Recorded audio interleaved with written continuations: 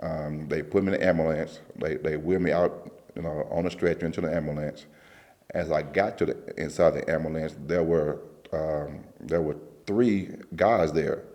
There was the driver, one guy that was doing all of my vitals, and one guy that was standing in the ambulance, kind of in the back of the ambulance. And they had me strapped down just in case I went to another seizure. So they had me strapped down where I could not move. And the one guy that was taking my vitals, he would take my vitals and everything. He would talk to somebody else. He would talk to a guy that was beside me, and it was as if he was responding to the other guy. And so we started driving. The guy to my left, who was standing, was telling me, he told me to relax, it's gonna be a bumpy ride. And I kind of nodded my head. I didn't say anything. I think I was still in shock, but still I was calm.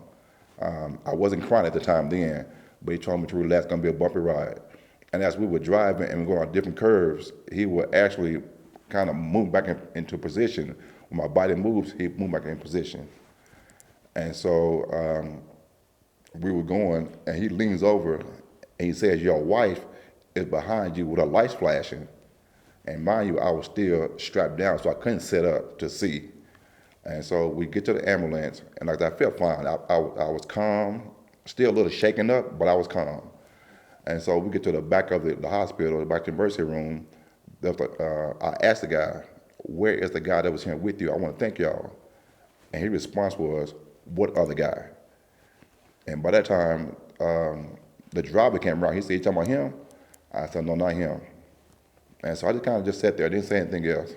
And so he was telling the woman at the back of the hospital all my vitals and things like that. She would type into the computer. And he made a statement. He told her, he seen the thing somebody else was back here with me. And mind you, I know exactly, I knew there was another guy back there. I know it was. And so as we went to my room, my wife was in there, and I asked my wife, I said, "Look, let's look up every illustration, every picture that people have said Jesus looked like." Now, why I said Jesus, I really don't know. But we looked it up. It took about 10, 15 minutes to find a picture, and we found the picture. We actually found a picture of the guy in the ambulance with me. We found that picture. I was behind him, and he was telling me that it was a third person in there, which was only two at the time, and that person was standing. He told me to look up the pictures, everything what people said Jesus looked like or the angel looked like, and he found the one. He looked like he had a beard. I'm not good at describing, but he had like maybe a little curls in his hair, like a goldish color, and yeah, I found it. He wasn't the typical image that we see, in our Bibles and and things like that. He wasn't. He didn't have the long beard, the long hair. He had a scruffy beard. It was a neat scruffy beard, and he had like a little fro curly hair.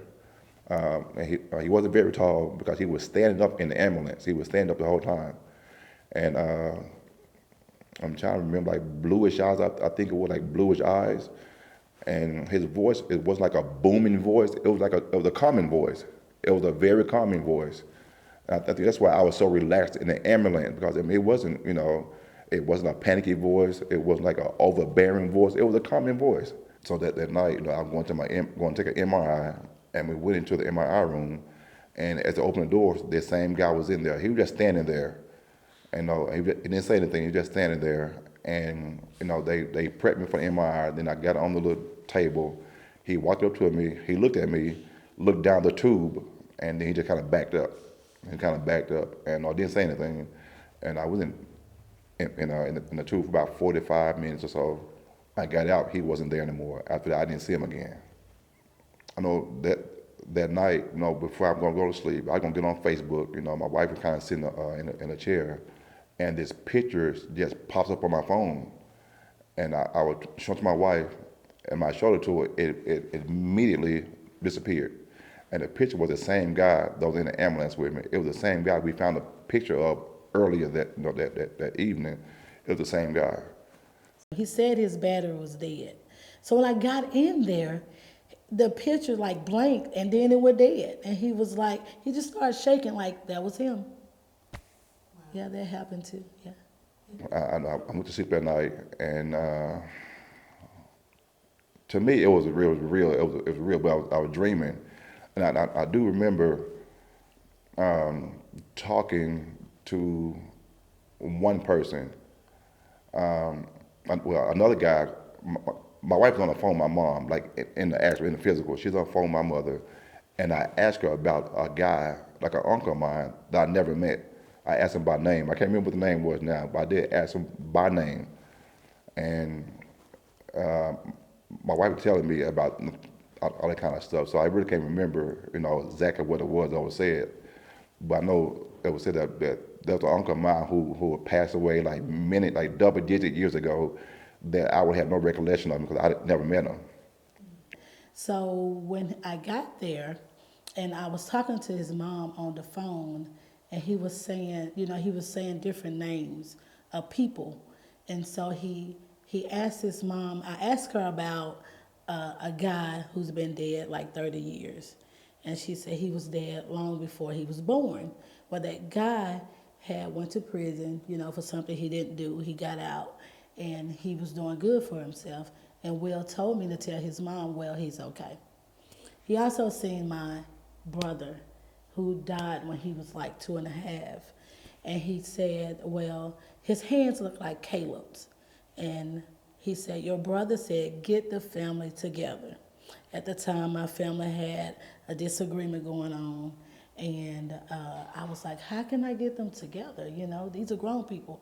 I can't make them come. I was like, other than Christmas and Thanksgiving, that's what we'll do. So I began to think about that a little bit, how I'm gonna get them together. And so we formed a prayer line so the family could get together after that. He also said, tell Amanda to write her book. And he gave me the title of the book, Amanda's Eyes. His little kid, he had he talked like us. He had a strong voice, a dark voice, and he told me to tell my wife to get the family back together, to get their family together, and told him to tell her to start writing her book, and he told me to tell her to call it Amanda's Eyes. And about how old did he look? 3 or 4 years old. But he was interacting as though he was an adult? Yes. Okay. Who did you later learn that to be? Well, when I told my wife about it, I was telling her about it, and she said there was her brother who had been killed when he was 3 or 4 years old. I couldn't see his face. I just see like from the neck on down. But we were actually having conversation, and I kind of found out that was my wife's brother who, like I said, who was killed at 3 or 4 years old. And you said you saw him from the neck down. What did you see from the neck up?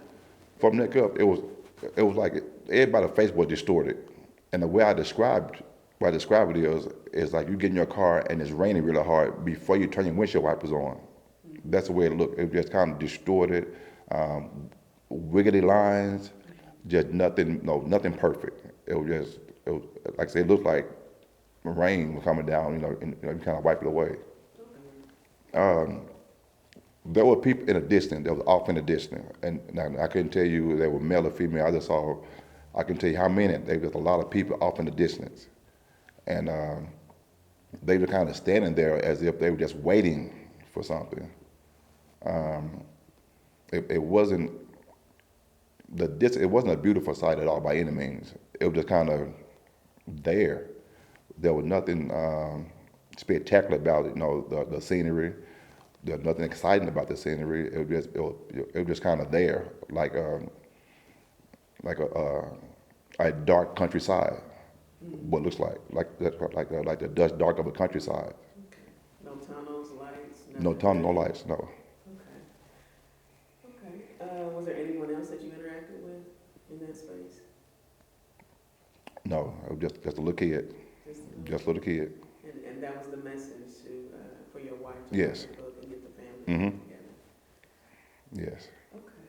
And then what happened? You went ahead and just slept for the rest of the night, or did you wake up? Um, of course, my wife, I sat up in the bed, and I just had like a warfare with Satan.